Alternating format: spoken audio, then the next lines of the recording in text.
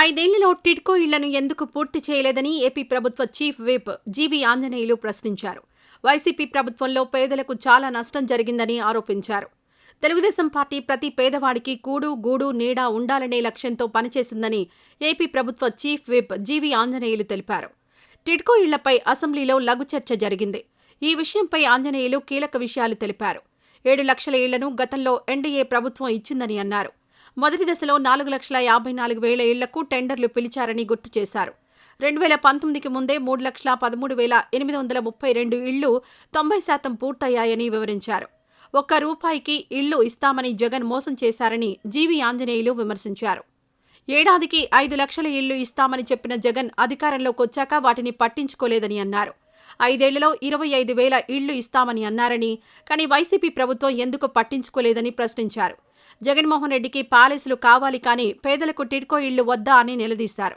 బెంగళూరు, హైదరాబాద్, రుషికొండలో వాటిని కట్టారని చెప్పారు. 430 కోట్లు ఖర్చు చేసి రుషికొండ ప్యాలెస్ కట్టారన్నారు.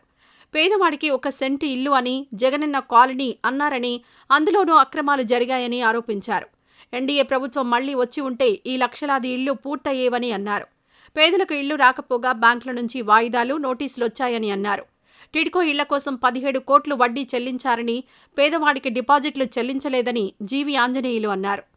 ఈ ఇళ్లను కూడా పేదవాళ్లకు కాకుండా వాళ్ల ఇష్టం వచ్చిన వాళ్లకిచ్చారని చెప్పారు. 90% ఇళ్లు పూర్తయినవి కూడా 5 ఏళ్లలో పూర్తి చేయలేదని మండిపడ్డారు. వినుకొండలో 1,200 ఇళ్లు ప్రారంభిస్తే వాటిలో 1 కూడా ఎందుకు పూర్తి చేయలేదని ప్రశ్నించారు. ఇలాంటి సంఘటనలు రాష్ట్ర వ్యాప్తంగా కోకొల్లలుగా ఉన్నాయన్నారు. దీనివల్ల ప్రభుత్వానికి, ప్రజలకు చాలా నష్టం వాటిల్లిందని జీవీ ఆంజనేయులు పేర్కొన్నారు. ఈ వీడియో నచ్చితే లైక్ చేయండి. అలాగే మా ఛానల్ ని ఫస్ట్ టైం కనుక చూస్తున్నట్టయితే ఇప్పుడే సబ్స్క్రైబ్ చేసుకుని పక్కనే ఉన్న గంట సింబల్ ని యాక్టివేట్ చేసుకోండి. అప్పుడే మేము పెట్టే ప్రతి వీడియో మీకు నోటిఫికేషన్ గా వస్తుంది. అలాగే ఈ వీడియో పూర్తిగా చూసినందుకు ధన్యవాదాలు.